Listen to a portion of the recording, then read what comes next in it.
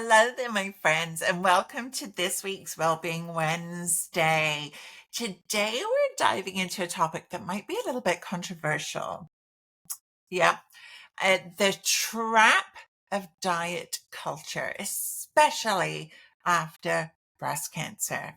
Okay, now, if you've gone through the challenging journey of breast cancer and treatment and surgeries and hormone medications, then you, like many survivors, may feel a super strong urge and desire to take back control of your health, right? We feel like we've been out of control. I know I certainly did for a while. And you want to probably rebuild, right? Reclaim your energy, reclaim your strength and your stamina. And it's only natural to want to feel more like yourself again. It's something I hear so often. Karen, when am I just going to wake up and feel like me again? Full of energy, vitality, confidence, laughing, right? And it can feel like so much pressure to be you and be your pre-cancer self. And let's add on top of that pressure, we're also feeling pressure to manage our weight and improve our health. And it's really easy to fall into a super common pitfall, and that's the trap of diet culture. Well, I'm Karen Delmeister, if we haven't yet met, and I'm a health coach, breast cancer BRCA2 thriver, and I teach a step-by-step anti-diet system that makes eating healthier, especially after breast cancer, as simple as following your favorite chocolate chip cookie recipe.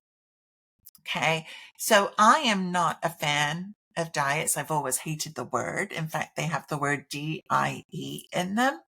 I'm much more a fan of healthy eating, which has the word HEAL in it. And so that is what I have always stood for and will always stand for. I don't like diets. They don't work. I believe that they're super cruel. And diet culture thrives on the belief that thinner is better, right? And I want you to know, if you're like listening to me here and you're like, oh, Karen, that's BS. Well, we've been indoctrinated into thinking that thinner is better. And we've been indoctrinated into thinking that quick fix solutions like eliminating whole food groups are the ideal way to achieve this.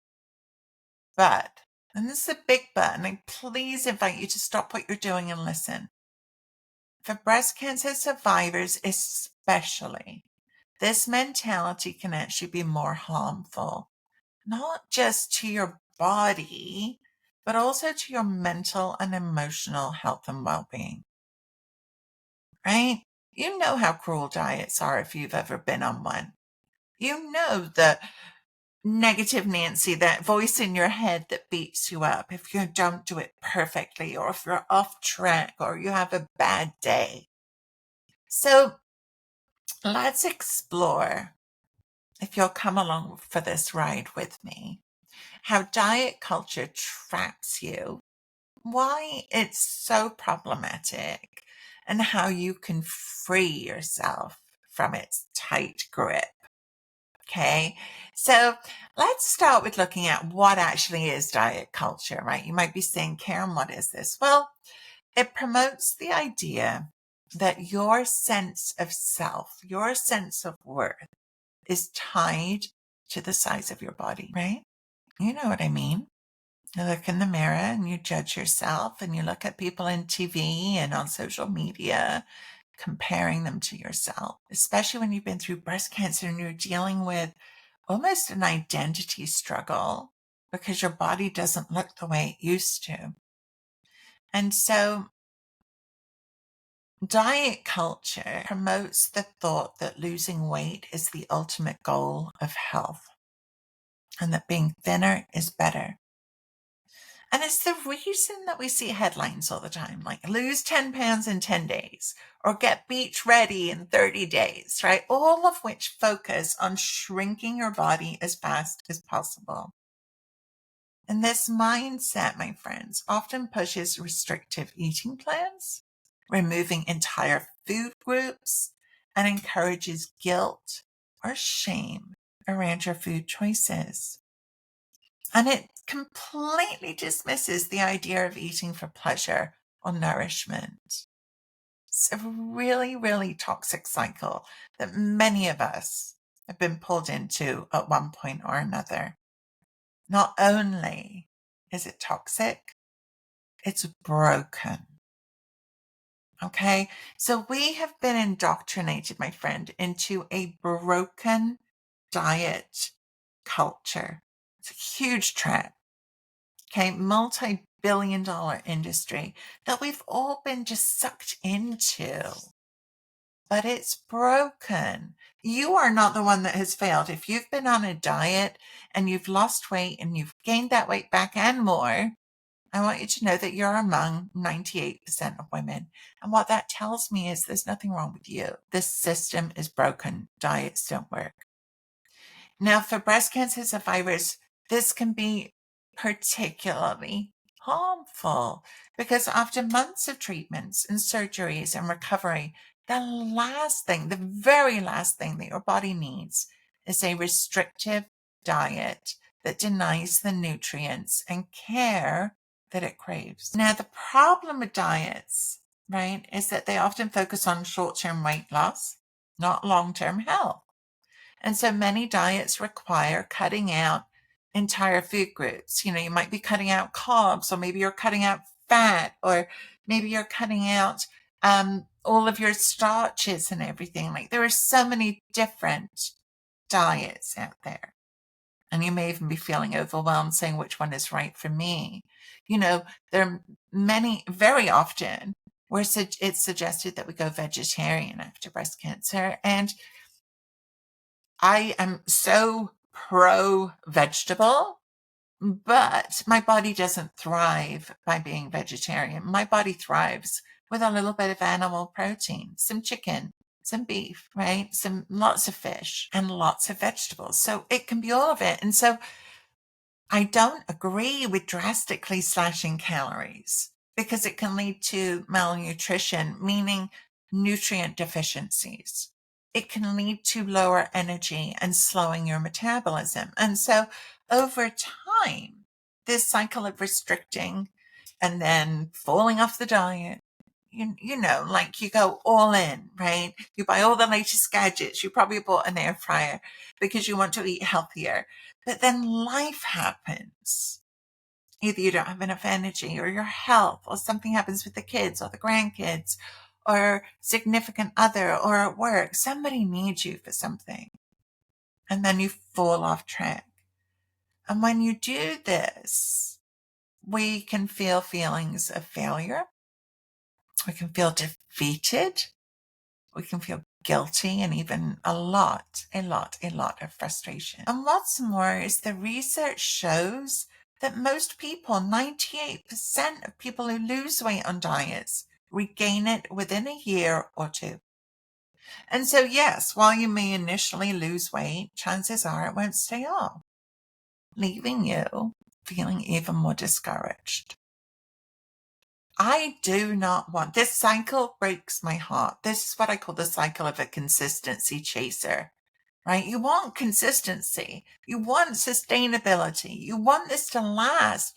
But if we're following a diet that doesn't work, it's almost impossible because diets tend to be all or nothing. And that doesn't work.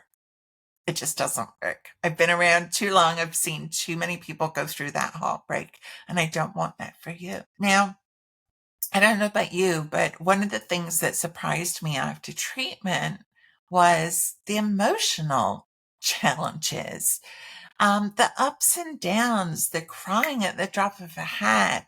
And this was all until I figured out how I could start eating healthier without feeling overwhelmed, right? Because I'm not immune to this, guys. I was exhausted after treatment. I was dealing with these emotional challenges, but I also knew that I needed to eat healthier. And that was eating healthier than I already was.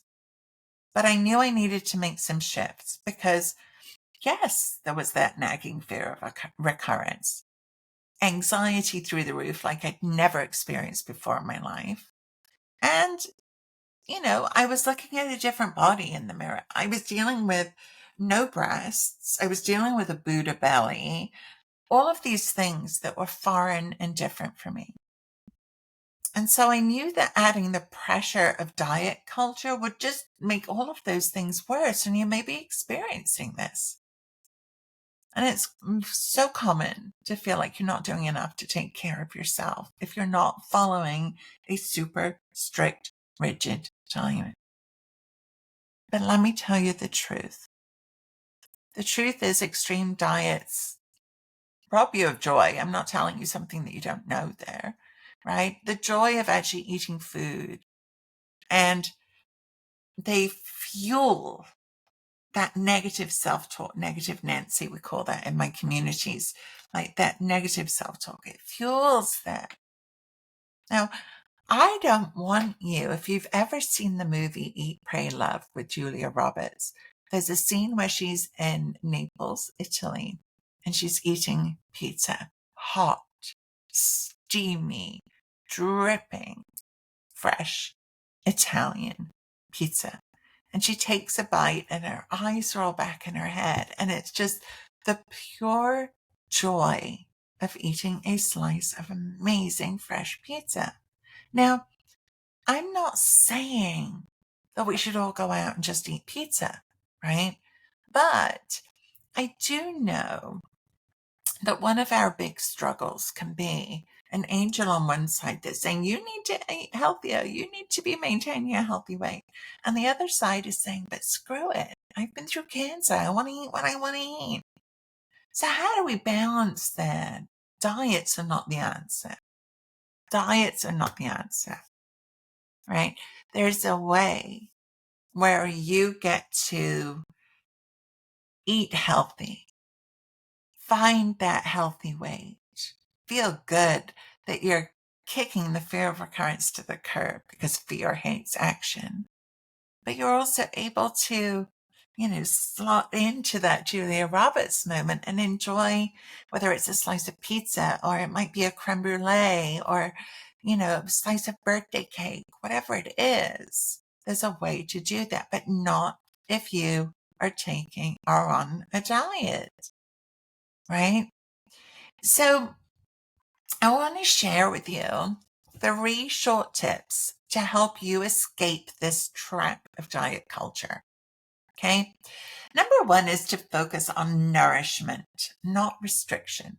So instead of thinking about what you can't eat, shift your mindset to adding more nutrient dense foods that make you feel good. Now you might be thinking, Karen, what are nutrient dense foods? I like to think of nutrient dense foods as whole foods. And by whole foods, I mean food as close to the way nature intended as possible.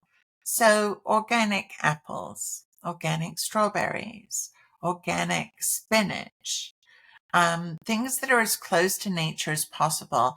If I'm going down the animal proteins, beans, legumes, things like this that have not been processed. Animal proteins, I like to think of organic chicken or turkey, really important.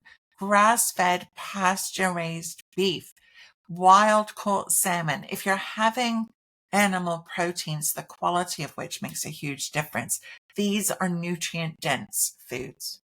Okay, it's just as close to nature as you can possibly get. I think that's one of the easiest ways to look at it.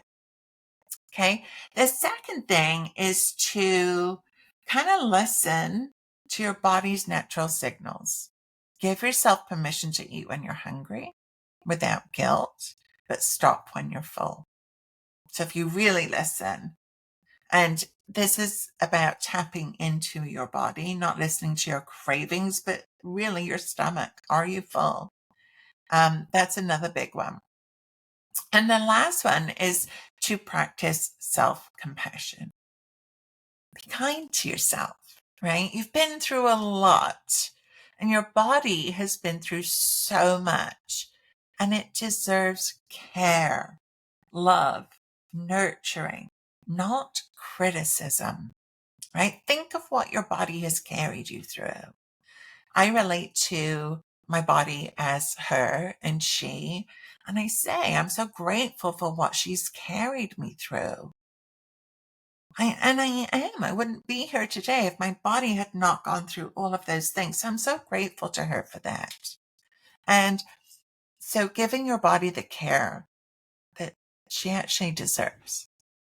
So if you're ready to learn the how, right, behind sustainable healthy eating after breast cancer without falling into this diet trap, then I'd like to help you out.